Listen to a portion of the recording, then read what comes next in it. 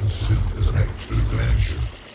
While it might sound strange to trivialize string theory to require to exit space-time dimensions, and simple string theory require to exit space-time dimensions in order to be consistent. These two numbers already learn and common often with other techno-grammar attractors. What is more amazing is how the clear BL manifold, pretty flat in the string theory is choose, resembles the two-headed clock. A god of duality, like harmony and chaos, or possibly the outer middle world, which are separated and being united together. In quantum physics, there is wave-particle duality.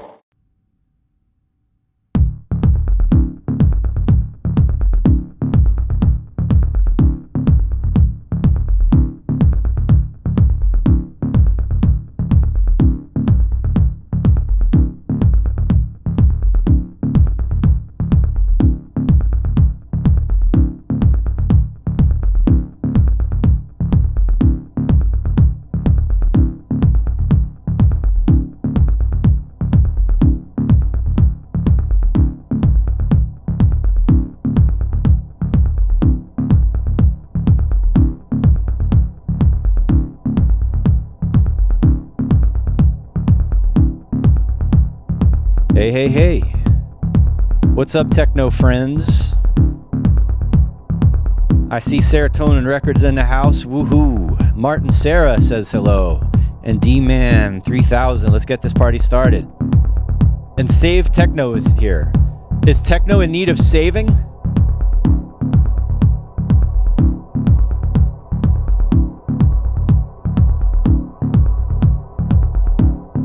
Right here at the top of the show, looks like my computer is having some problems, so I just saw it like freak out while I was talking to you, and I'm like, uh-oh. Cross your fingers, it might be a wild ride today.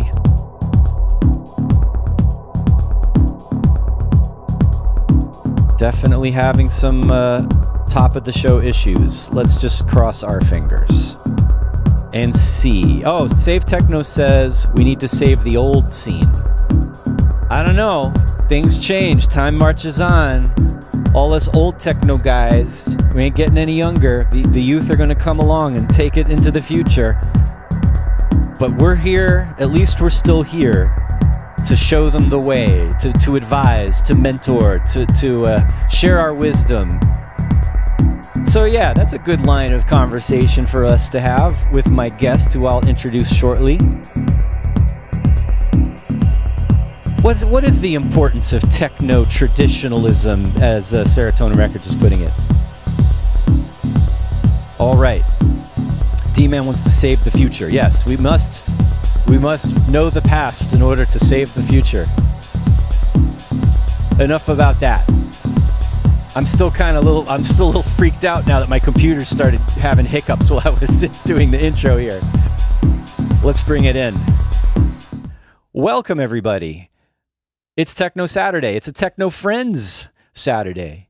And yeah, it's a little bit different. I haven't done a Techno Friends in a while. I mean, it's still going to be the same as usual. It's me hanging out here and making music, but this time I've got a friend and we're going to talk. Hence Techno Friends. But we're also going to go over this project that I was working on last time that I talked to you about. So anyway, you know what this is. Almost every Saturday, 343 Labs brings you Selway Techno Saturday. And as is in my job description, I must talk about 343 Labs and what that is. And you know, we're a music production school based in New York City, in Berlin, because we're so cool. and universally, we are out there in the universe. Our data is spreading out through the interweb and the extranet. It is just traveling through to other planets now. And if you're on another planet and you want to learn how to make techno, you can take my Making Techno course online sometime. Or if you just want to get into like songwriting, we do that too. We have a whole 1-year program. You can take all of our classes. We can hold you accountable and make you do your work, give you grades. We're like a real school. It's serious here. You should see, like, the community's really grown. There's more people around than ever. We've got our summer program happening, so there's a bunch of fresh faces that are just excited to be visiting New York City and making things happen and working on their music. So yes, if you want to know more about what we do here at 343 Labs, check out the website. Links are below. You know what to do. All right, enough of the marketing spiel. Actually, is it I mean, I really care about this. This is something that I've built my life around recently. I'm like a partner here. I'm like helping run the place. So this isn't just trying to get you to buy courses. This is me telling you that I believe in what you're doing. And also, yeah, those of you who watch this stream every week, we occasionally do feedback sessions on air, and I'm trying to squeeze one in. I've got a little summer break coming up July 15th, but I want to try to squeeze in a feedback session before then. So keep your eyes posted on our in our Discord server, in the Selway feedback channel.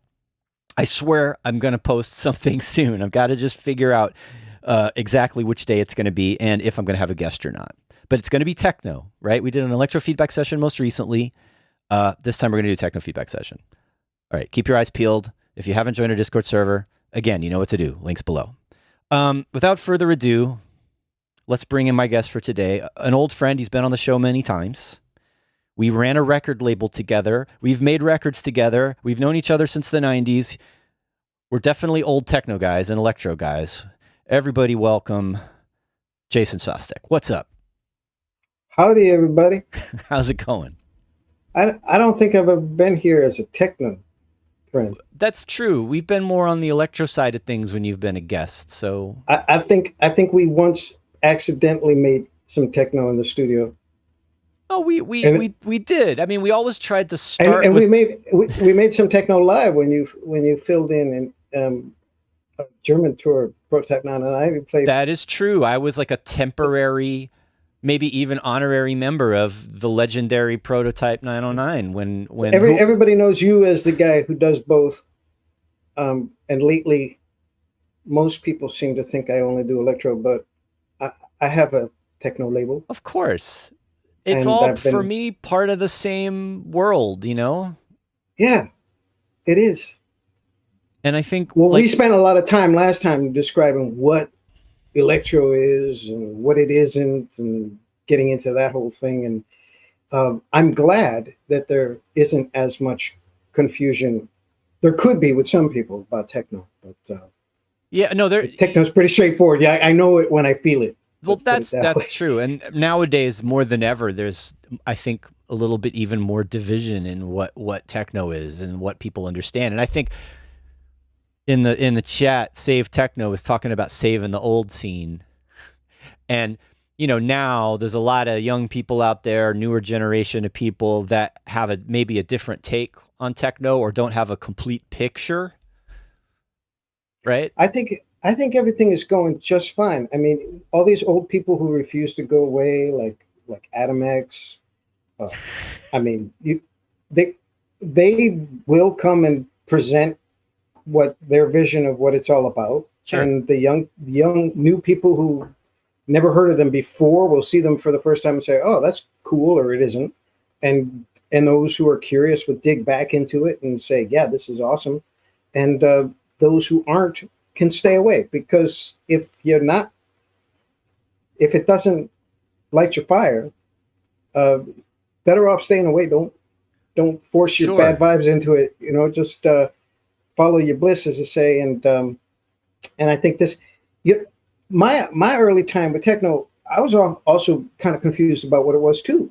I grew up in New England. I didn't grow up in Chicago or New York, and I was hearing things on college radio, and it was all a big mesh to me, like whether it was breakbeat or electro or techno or house music. To me, house music was techno, because the distinction didn't really get clear until I started getting records for myself. So, I think when you're dealing with underground scenes, it's always been complicated and always will be. And when it's not complicated and there's an official version, then it's lost its whole underground vibe, and then that's bad news. Right. I think the underground sort of vibe might be more what we were talking about in the chat here. The Save Techno, like saving the old scene. There's definitely a divide between a commercialized techno. And I'm not saying the music isn't techno, but there's kind of there's what people were calling business techno for a little while. And there's the big room yeah. rave scene, kind of huge events, festivals that are just raking in the dollars and having the biggest artists. But then, you know, those also make space for up and coming artists to be showcased. So yeah, maybe the same small handful of headliners are playing at all the festivals, but then what about all the other stages? What about all the other artists and performers and producers that are coming in and like showing the new stuff, right? There's kind of you kind of need to have a higher level to support the whole thing, right? But we also should not lose sight of where we came from, right? And the underground needs to be there. It ain't a pizza it's not a pizza that we're slicing up. It's a tide. Yeah. You know, I mean, these big people with their big room sound, they're playing underground records like half the time. And they're introducing it to these people who've never heard any of that stuff. And, you know, then it shows up in the better ones have playlists and people are checking it out. How is that a bad thing? I don't know. I agree with that. Speaking of checking it out, I decided to put on a little music in the background here. Do you hear it? Does that sound familiar to you? I'm hearing it, yeah. I'm hearing it.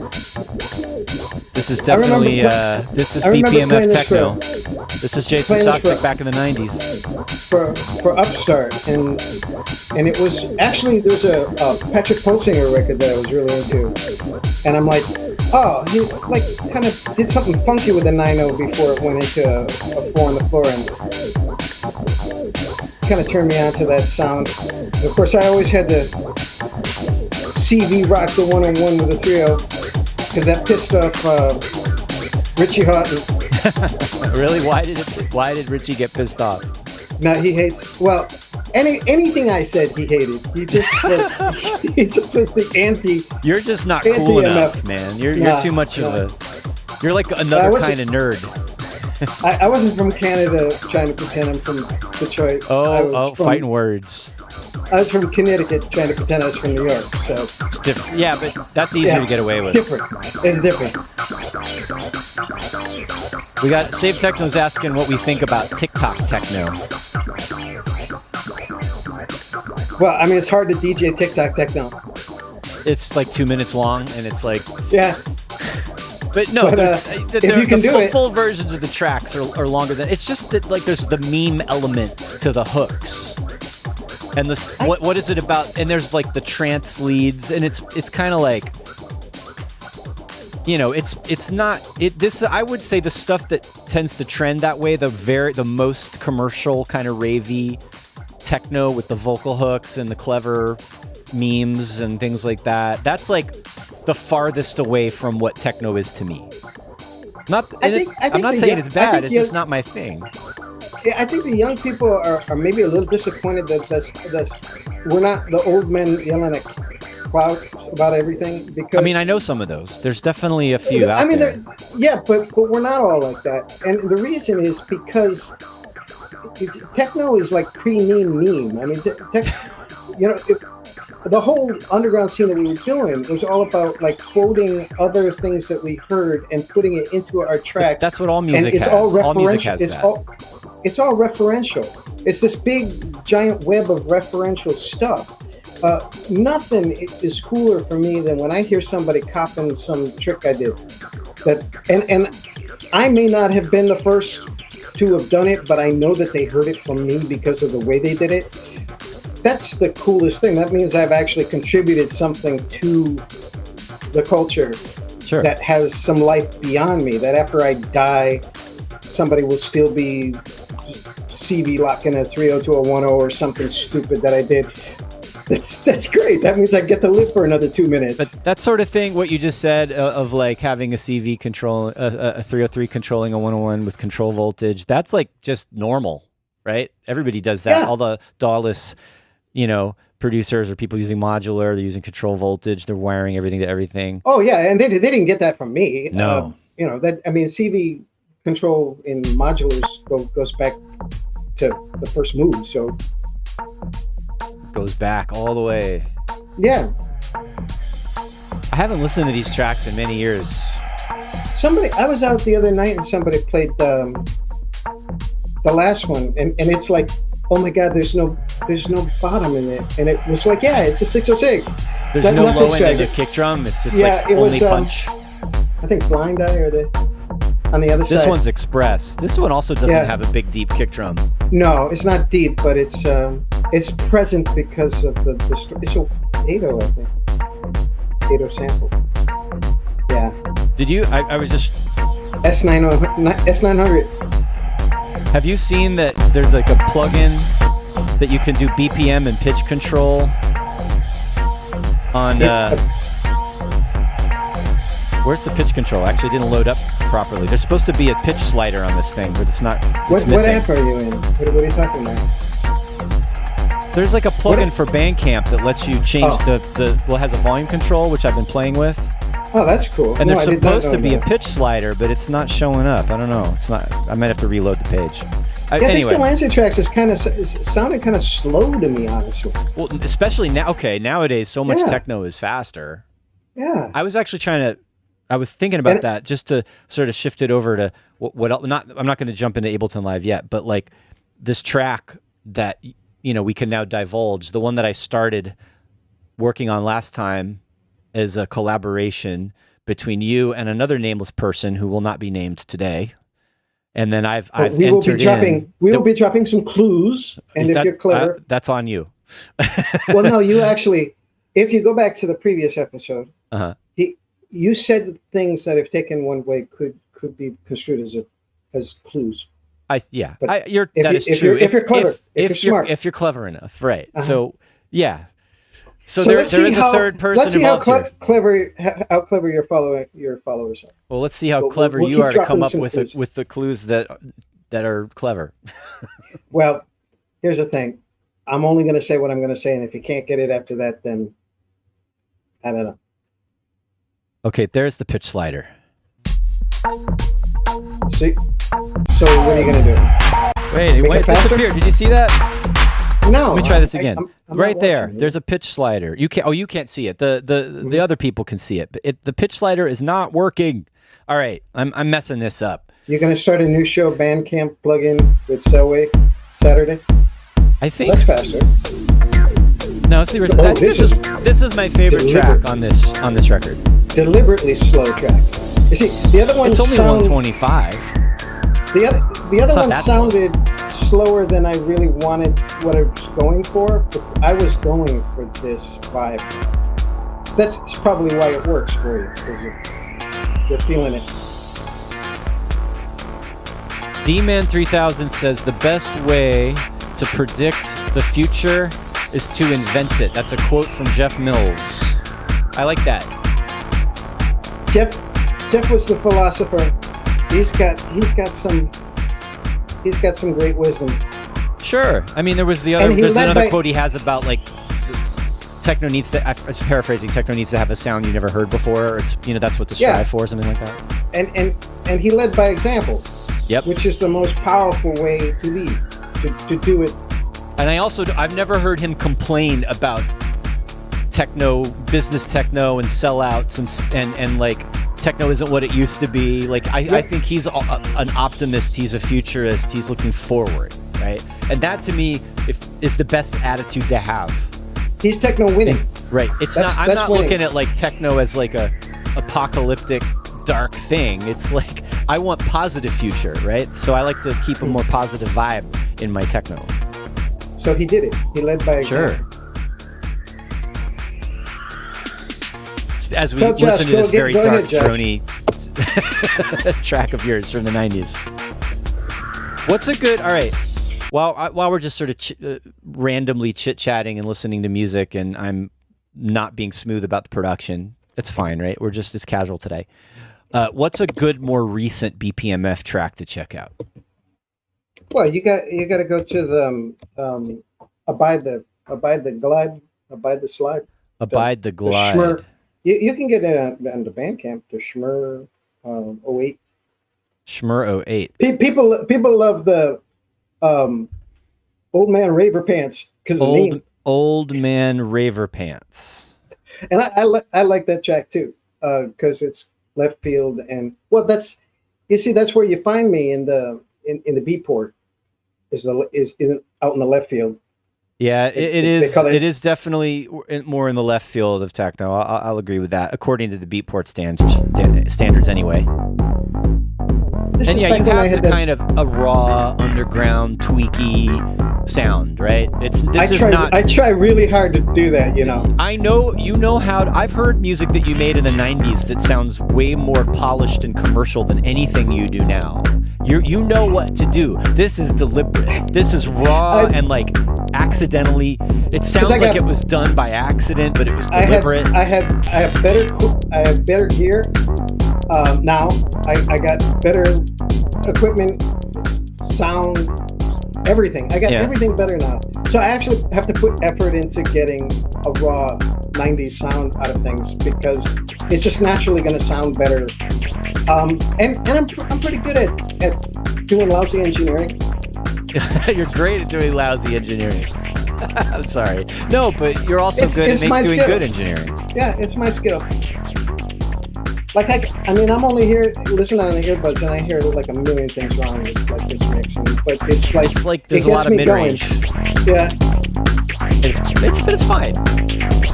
It is what it is. I've heard people play it in systems and have a good time with it because it's just that's like what matters. Nothing else sounds like it. And what matters is the groove and the energy and the feeling. Hey, Absent. It's been a little while. Nice to have you here. Who else? Josh Holiday is here. Max Wild is in Berlin. Sorry, Germany. Too bad about that. And yeah, you all can try to guess who the third person, or really the second person in the collaboration was. I'm the third wheel in this one. I'm the add-on.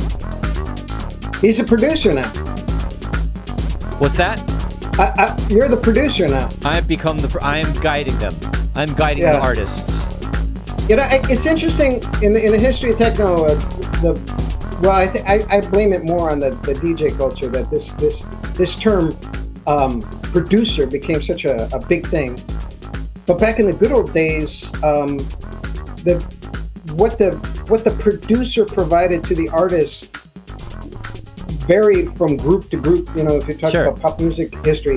Yeah. And from the group just being a front for a mastermind to basically just organizing the recording session. But the word producer now in techno means something so... It's like everything. It's like, oh, I'm the writer, and I wrote this track, and I recorded it, and I did everything, and it means everything. Yeah. And well, you're just producing music by whatever means needed to do it, right? But if we go by the 1967 definition of the word producer, that's kind of what I hear Selway doing with this project, and I'm also helping arrange and edit, so it's producer slash arranger. Yeah, there was sometimes a separate person. Sometimes, you know, better organizations, these were three different people, but like if you think about George Martin, the Beatles, it was all in one guy. I mean, they didn't have a separate arranger, you know, and he would actually do orchestrations for them and stuff. Yeah. But nobody would say that, well, too many people have said that he was the fifth Beatle, but he wasn't. He was the producer, and that's what they wrote all the music. They came up with most of the ideas, right? Yeah, I wouldn't be against you putting more claps here or snares on the floor. I'm just gonna make it download stomp. a bunch of splice loops. Yeah, I heard you trying out a few of those. And no, I don't have splice loops. I have ecstatic goldmine. I've been digging up all of the 90s fun. Sample CDs. I want more of that. And man, you owe so many people so much money for the loops that you used back in the day, but nobody cared. Nobody cared. I didn't use them. I used a handful of those sounds. There are people that were much more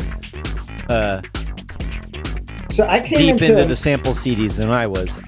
I actually really stole. I didn't just use sample CDs. I took samples from old disco records, and everybody did that, right? A lot of the drummy stuff was just chopped up disco breaks with distortion. Well, I was helping a couple of hip hop bands in the late '80s in Hartford and in Connecticut, and people were coming from around to use the S900, and they were leaving me with all these funky breaks. And when they left, I just double timed them and started trying to figure out how to make my own jungle. It's like they gave me all the breaks because they were doing like that late 80s sample heavy hip hop that got clamped down on by all the copyright suits and stuff. That's a shame.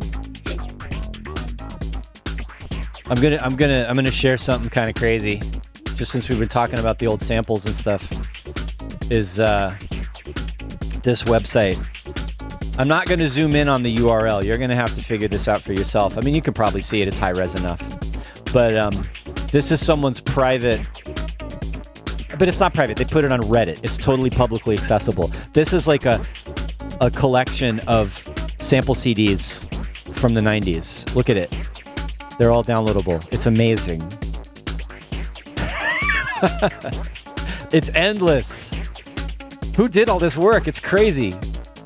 Some of them are even edited. Like, they didn't just rip the CD. They went through and they divided up the CD tracks into individual loops. Like, it's amazing. So, all right. Well, if you keep chopping it up, nobody can sue you. That's right. Okay, is this track almost over? Oh, it goes on and on and on. It's almost over. It's like, it's my great idea is that the DJ is left. going to mix out with this part. It's no freaking way, because this doesn't mix into anything. Like, none of my tracks ever mix into anything. Just...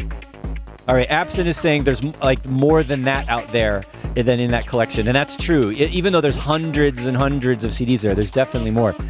What are some classic sample CDs that people should look out for, Absent? That would be an interesting thing for everybody to know. And yeah, I'm curious. And also, I don't know if you remember, Jason, Absent has been a kind of a longtime viewer and participant in the chat, and he's a great techno producer. And I've been seeing your videos. You're doing some more like live streams and posts and everything. It sounds good what you're doing. Are you putting records out? Because the tracks are good.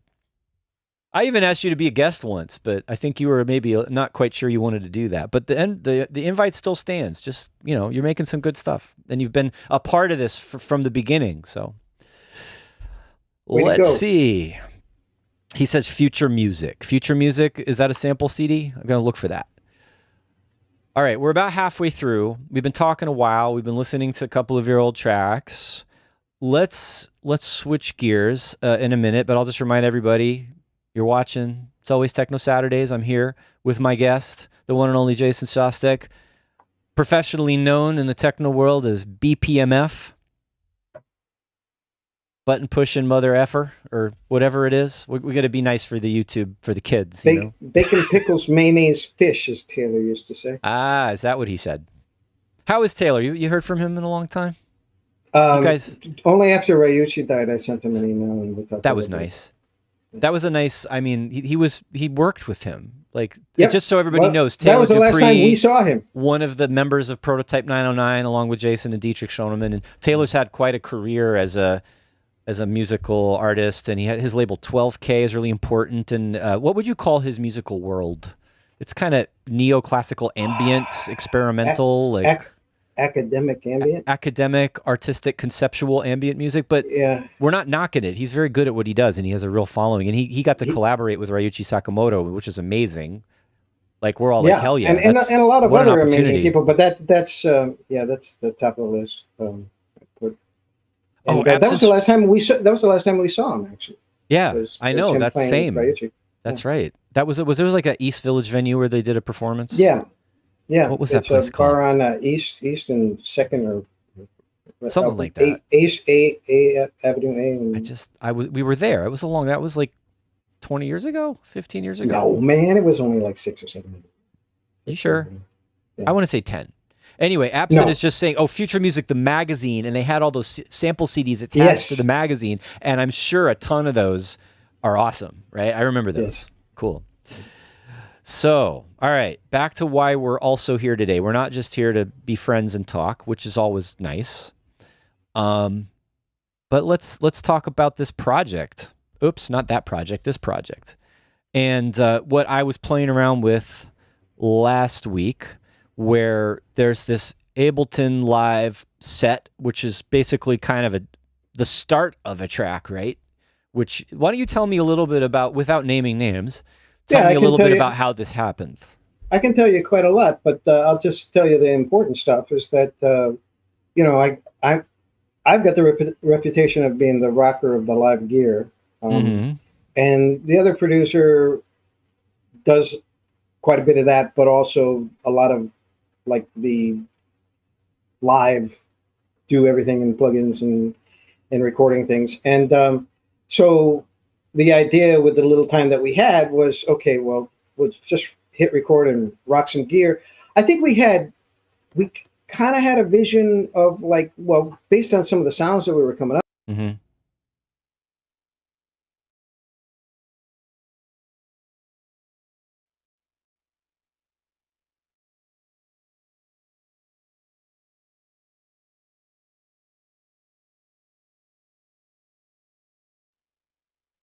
This kind of guardless effect. We knew we didn't have enough time to do arrangement and production. Okay. We knew we only had time to rock sounds. So that's what you get when you do something like that. And it sounds like that. You just hit record and played around and did some crazy stuff. I noticed, sorry to say, that my computer is acting up again. If the stream's dropping out, sorry about that. Strong through to the end of the show. Oh, I see. Hey, Max Wild, if you're still watching, I've been having more and more issues with this Mac Mini here in the studio at 343. It actually happens mostly only when I'm bringing in guests, and it used to be fine. And there's something about bringing in the extra feed that the computer just starts having issues. So anyway, hopefully that won't happen too much while we're listening to the music. And speaking of listening to the music, let's remind everybody what we're dealing with here. Now, this isn't the original. This is what I did to it so far. Oh man, it's fast. I know, right? We were talking about that earlier. It was like I was wondering if it's 135. Oh, 137. I'm feeling it. And they can always drag it down if they wanted to. But here's the thing. Can you imagine somebody playing this particular group faster though? That's what I'm wondering. Is it like maybe it's a little too fast to be this swingy? I think all right, just listening to the arrangement, I feel like the 303 is coming in too fast. Too early. Yeah, that's a later thing to do.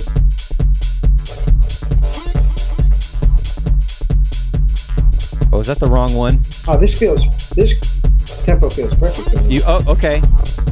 All right, so I'm like gonna wait a long time for that 303 to come in, because right now it's just. Oh yeah. And there's that little thing, those little stabby things. It's the peak thing.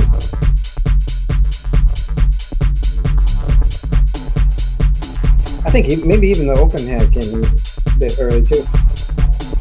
Although I'm feeling it now.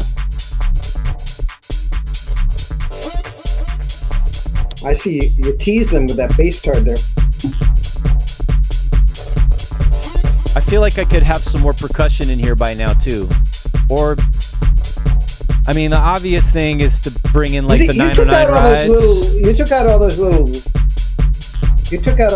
clickety clackety little delicate things. Yeah, I want the delicate. I thought they were too delicate for this, so I've switched over to the 909 hats. And then I left in your little weird percussion thing in the clap.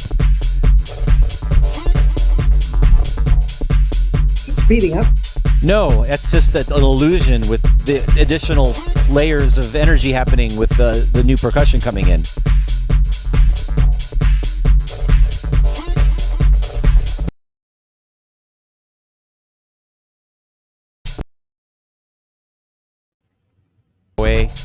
Again here.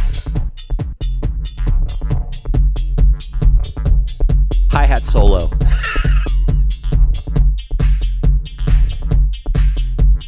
So this is a section where I felt like some new thing needs to come, some new element, or using one of the something memeable. A vocal. What kind of vocal should be here? What kind of story should it be telling? And hi-hats. Where are the hi-hats? I want the hi-hats back right there.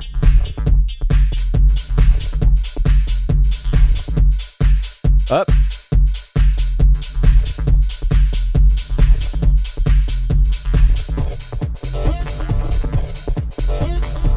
All right, here's where I left off. I was thinking maybe we get to a part where there's more 303 and it gets a little heavier. But then it's not heavier here. See what I'm saying? So that's these are some puzzles that we need to solve. You already blew the stomping 4 on the 4 with the clap, and this is the spot where it should come in. So you think we should? But why not have this? Only if you I could start with the clap and then take away and then bring it back there. Because look, the that's stomping version because for the build-up. Yeah. You see, I think that's kind of premature. I don't know. This track's only going to be. I think we want it.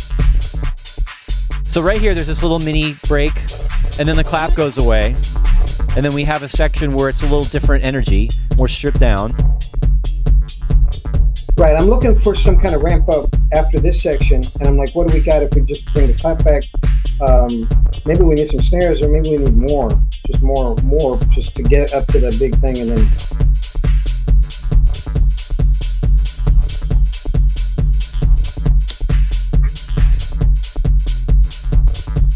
Maybe this part needs to be shorter, and we need to get into more energy sooner. Yeah. Maybe we need some more percussion. Maybe we need some drum loops. No, we don't need the clap yet. Where's the kick drum? There we go. Yeah, I like this part. Oh, what just happened? Sorry.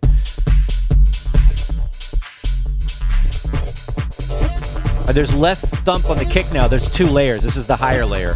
I used your kick and put another one underneath it with more sub.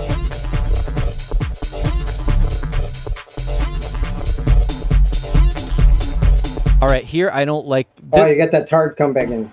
Yeah. I prefer this as an occasional stab, not a continuous loop. Mm-hmm. It doesn't really groove. Exactly. It interrupts the groove. It's okay if it kind of jumps in and goes, huh, every now and then, but if it overstays, it's welcome. Counter groove.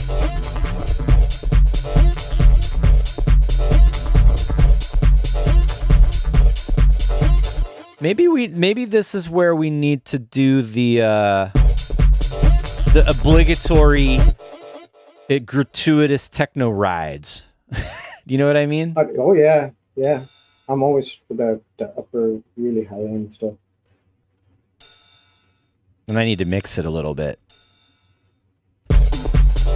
Like, that's not enough. It needs to be, like, harsh. It's gotta... Yeah, you're doing a good job because I can't hear it in these buds. Oh, you... You can't hear it? No, I hear it. Don't lower it for me. No, I'm gonna... Yeah, some dots.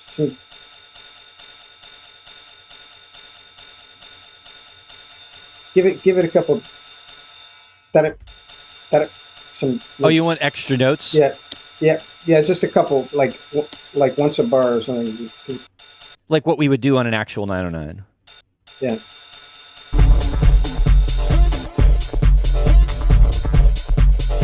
And you're gonna leave the open in, or you're gonna switch to the right. Oh, the breakdown switch to the right. Take the open out. No, I think it should stay. I want to add energy, not change it. I want it to go up a level.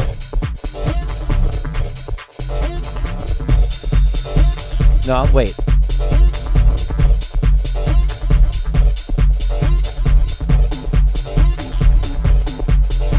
Go away. You need one that's just that's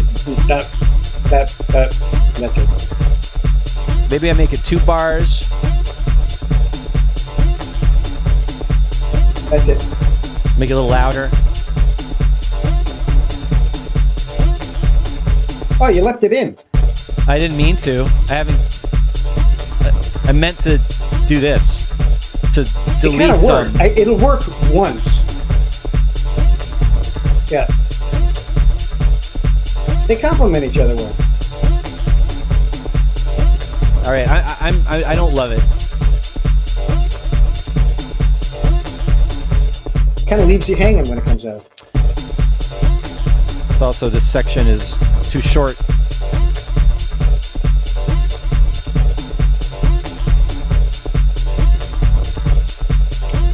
All right. Does that riding straight ahead energy conflict with the bottom swinging feel? Say again. Sorry, I just totally didn't hear I mean, you. that ride, kind of straight ahead ride energy, kind of gives it a trancing feeling that kind of contradicts the bottom swinging. No, I know it works. All right, we're talking about maybe two different styles of techno interacting here.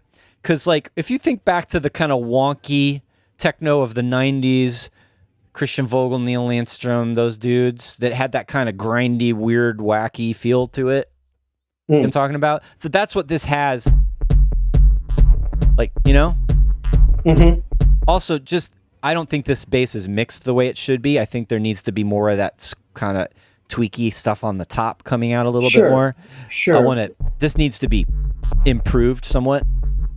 Granted, all the tracks are going to need it needs to be polished in the right? EQ range, right? And it has a certain vibe, and then once you start getting into the excessive hi-hats, I'm into all that.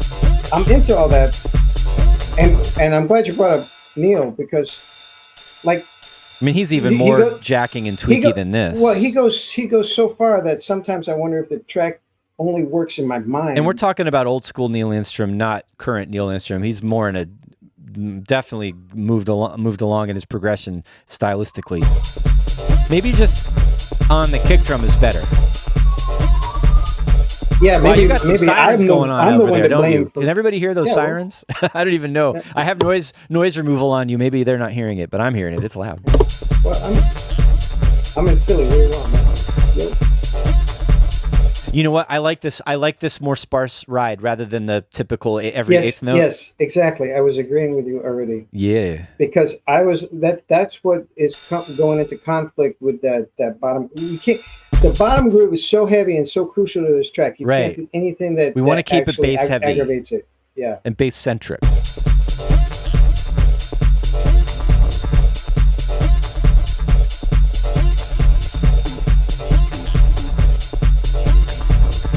More Chicago. Let's do that.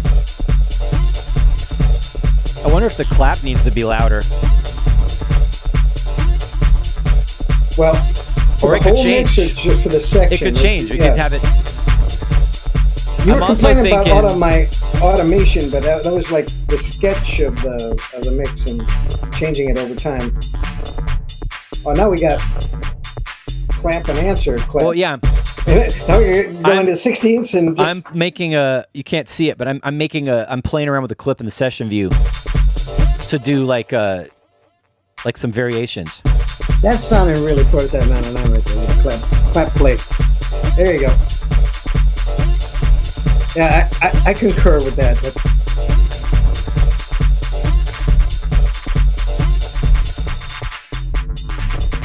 Something like that. Absent is wondering about the kick drum. Yeah, we got to put sirens in the mix. Kick drum. The verb sounds nice on the clap. Thank you. The kick sounds very round. Is that an 808? So it is some random sample, honestly, that I just pulled out without thinking too hard about it from my. It's not an 808, but it is similar. It's a little click and a boom. Let's talk for a moment and then about the theory. That's the original kick that has a little more dirt to it. Yes, Jason. The theory behind this approach is that we're going to try to get really close to an arrangement and then go back to the details of the sounds. I mean, I think most of the arrangement, it's right in itself. It's almost done. It's at 4 minutes. I don't think this needs to be a long track. I think like 5 something, and we're at 4. If you arrange 4 minutes, you can always make it 4.5 or 5 by just extending the front and back. It's so there's really 4. It's mostly done. Minutes that you have to arrange. Yeah. Good. Then if people are really getting into picking around on the sounds, we can go into the sounds a little bit.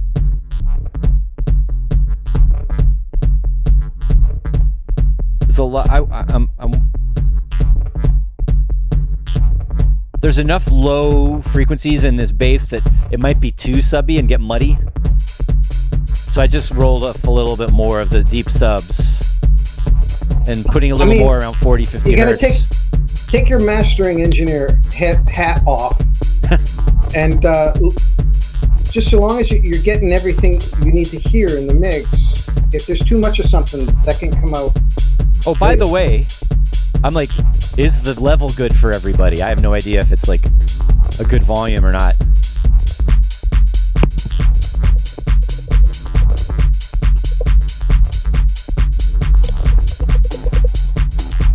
Hold on, I'm gonna check my my levels here coming out of the mixer. Oh my goodness, it's doubled. It's like extra loud. I hope that wasn't too crazy. See, this is what I get for not checking earlier. How is the level, everybody? Sounds great. No, because the level going out to the stream is different than what you're hearing. Sorry. Also, I got my own volume control and I can jack it up now.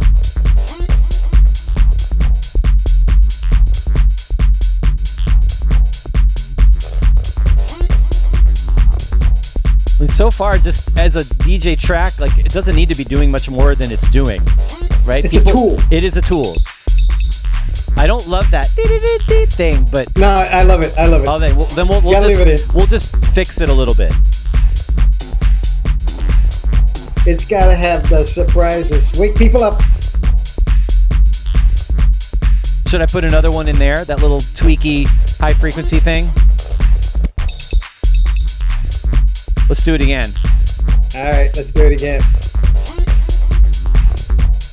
It's going to do a call and response with that, my least favorite sound, but I'm leaving it in there for now. Here we go. Too loud.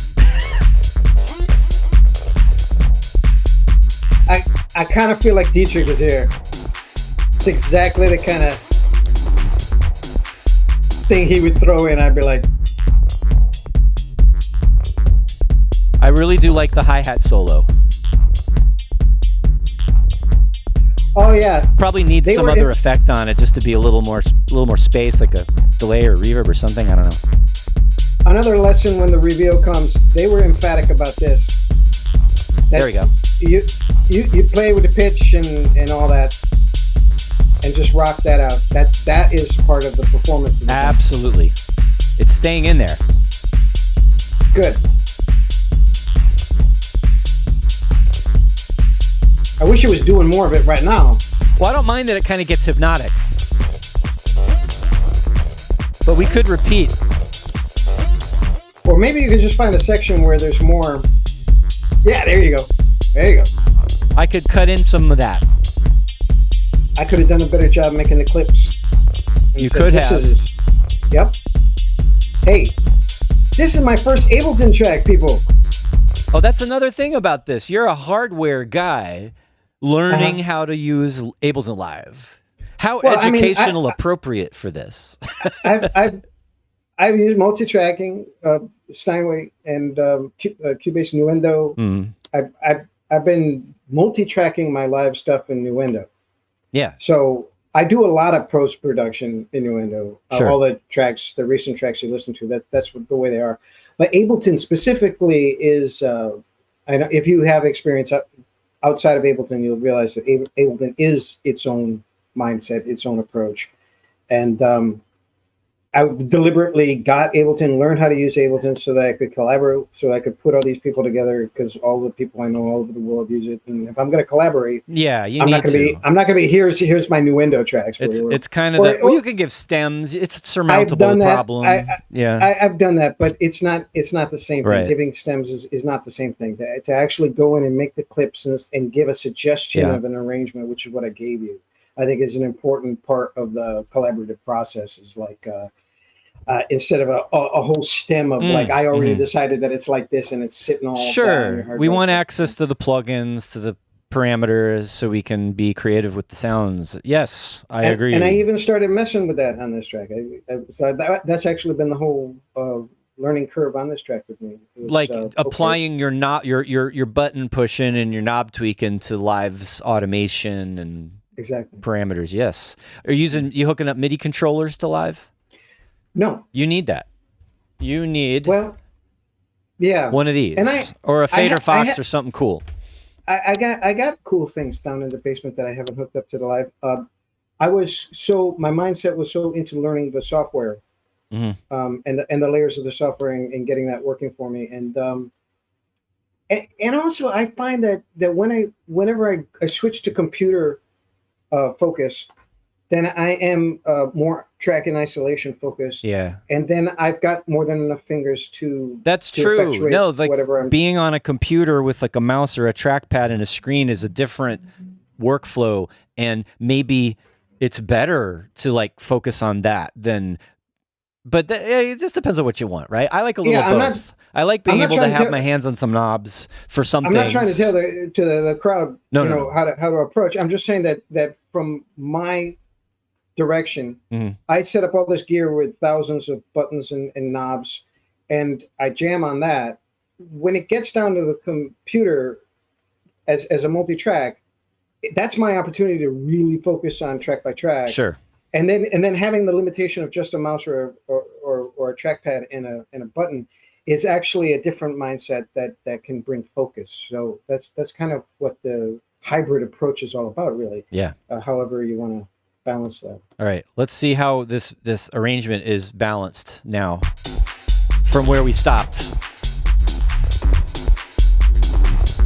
I let the little annoying sound play a little longer in that break before the hi-hat solo. That's its solo.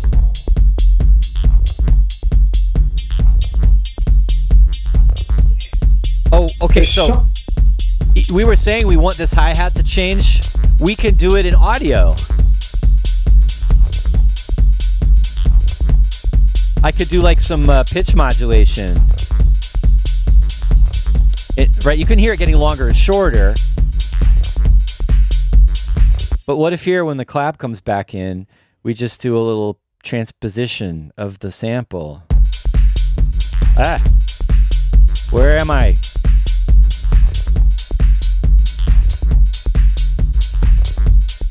As if I was turning the knob on the drum machine or whatever it is.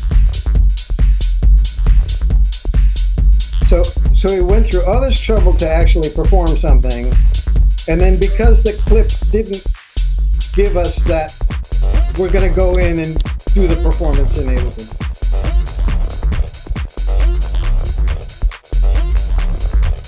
All right, so here's I've been wondering, do we need another break, and do we need to have a bit more contrast? I mean, it was working the way it is.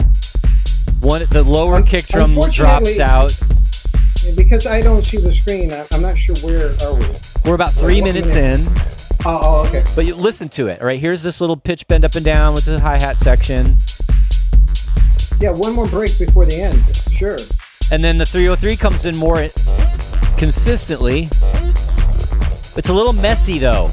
So I'm wondering, what if we strip down it even more? What if, because also the bass has been there the entire time. I'm just experimenting now. Two less. The bass is gone, right? That's bad. Am I right?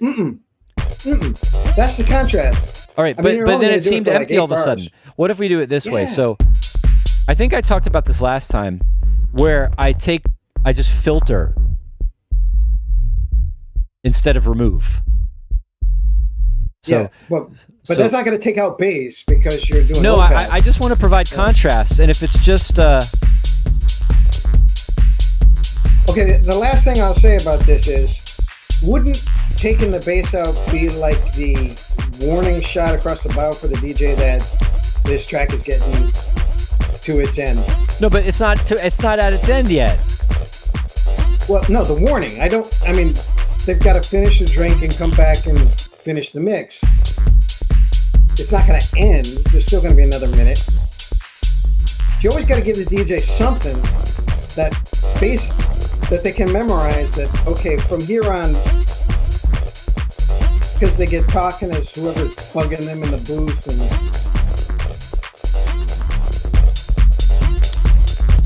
I just need more up and down, right? I think we're at this part where it needs to vary a lot to stay interesting.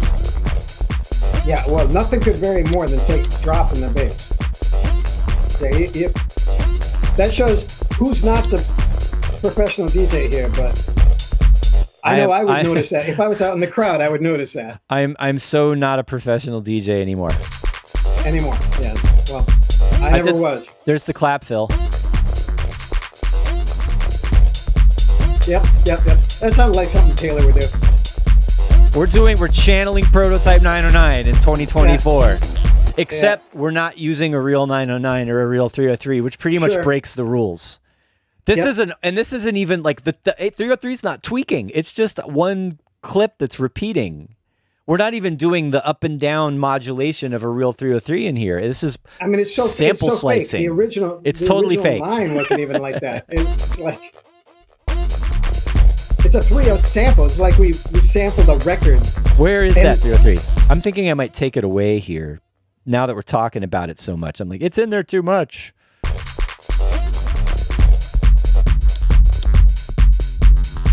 Oh, you could tease with it. Yeah, teasing is good, right? Just like we did in the beginning. Like not even enough for it to get to the high note. Just like barf it. Barf it? Like little barfing. Is that what this is called? Is this called barf it? Oh my God. No. That's terrible. It's the tease. It's where you're feeling like, you had too many mushrooms and your stomach's getting upset. And well, there's this first like noisy, that thing. Yeah. That's it. No, we got to do that. That's the barf. Yeah. That's like, there's some 3.0 coming. It's just weird. Yeah. It's just weird. It's texture. And, if you're really listening, I love it.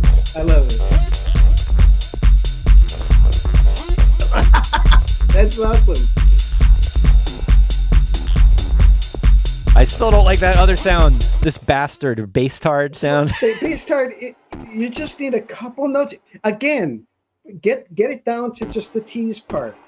Maybe. What if I just tune it? Maybe it was just the notes that are. Actually, I like it a little higher. It's a little punchy. It is enharmonic.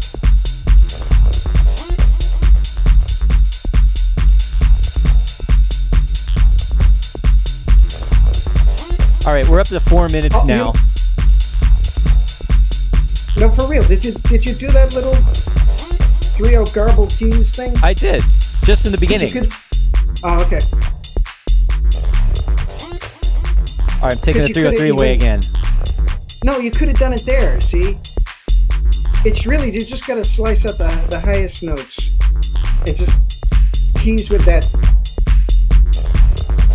I'm happy with this right now. I'm grooving to it. Okay, man. Hey, if you're loving it. Just need some more fills and stuff in here. I want to hear some of that pre-03 garble. All right.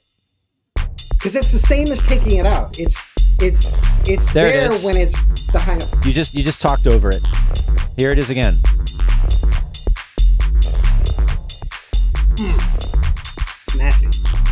All right, I'm gonna do this. I'm gonna just drop out everything except the clap. We're gonna be cheeky. That clap is not strong enough to do. No, it needs to be mixed and louder and more crunchy and yeah. I think you'll have a version of it.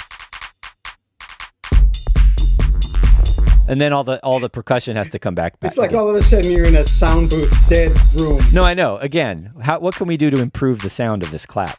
There's no distortion on it. Harmonics, like a copy of it. I mean, sometimes I put vocoders. Oh, it was super stereo. Yeah. Exactly. So now it's like a clap of distinction. Then we can do this. Yeah, play with the space, And I like started off dead, then it got big when everything came back. Arena clap. That is one heck of a clap. I'm going to do another variation on the clap in this section.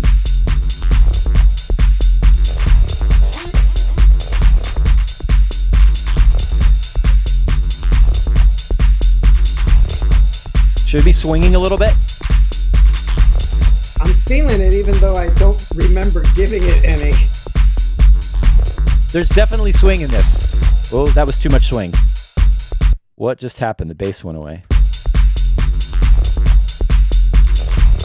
Too much swing.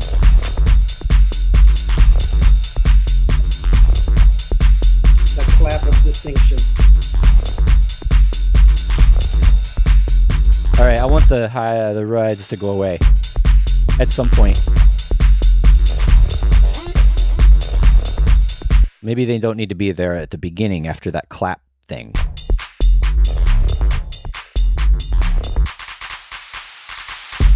That's going to be good. Automating the release on that vocoder noise is very slick. Welcome to the clap room.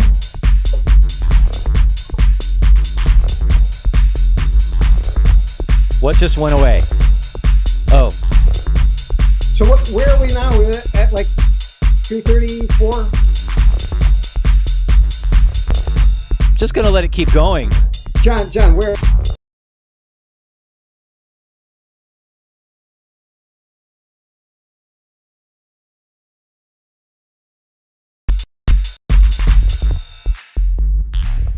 Ooh, nice. We're just going to end on the... I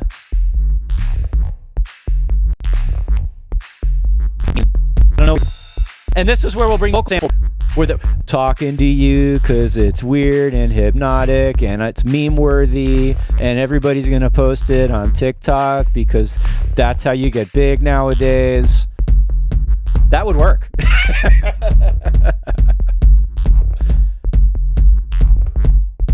I know. You know, it was on the... Where are we? No wonder I got confused.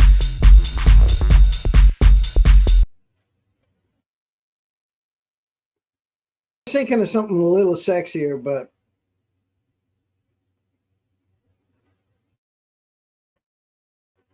we'll come up with something.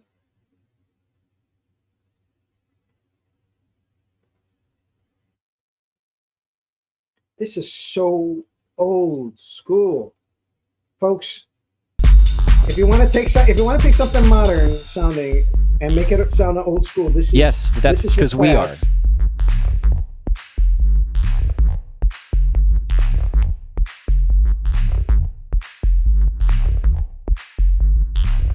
There's your clue for you. The invisible collaborator is a wee bit younger than us, but still very in tune with the old school.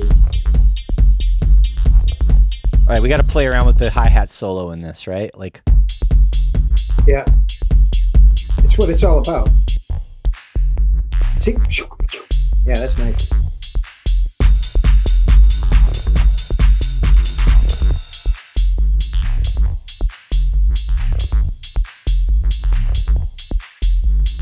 why is there panning automation? That's weird.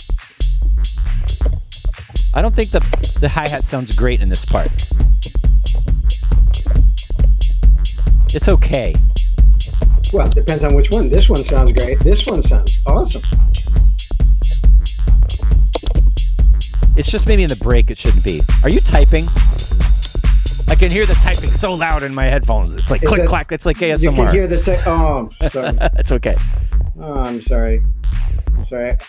There, I hit enter. I'm all right. done. DJ Norman, hey Norman, thinks the kick needs more of a click. I hear ya. This isn't totally finished on the mix down yet. Little details like that are going to happen eventually.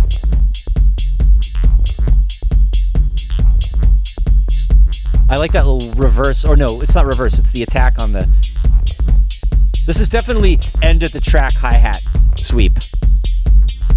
Because it's kind of weird. Yeah, the engineering of the bottom end is going to be tricky because of there's a lot of stuff going on down there, and getting a really good snap on the kick is going to be key when we get there. But the arrangement is all right. This is it. Great. This is actually 6 minutes. Hey, I like those numbers. And I'm going to let the loop, the bass loop play one more time after the kick drum drops out, because that's annoying. I like this. Okay. Leave them hanging. Dude, yeah. No, I think that's solid 6 minutes. It's just got a little easy mix out with the hi-hat tweaking at the end. I feel like for this style of track, I don't want to overdo the arranging anyway. I want to keep the live energy that it had from being a jam, a hardware jam in the first place. Arrangement jam. Like we're making, yeah, I kind of like, this is part of the way I think about arranging. Like when I work with Christian, it's much more structured and maybe a little more typical in how the arrangement works. It's very like standard DJ arrangement in a way.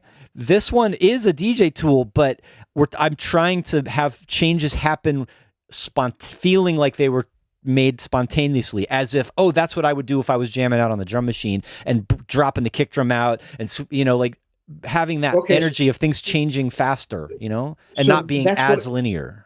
That's what a tool is. I mean, that's the nature of this tool, right? Is that it's part of their quiver to provide some spontaneity into an otherwise incredibly structured big room set.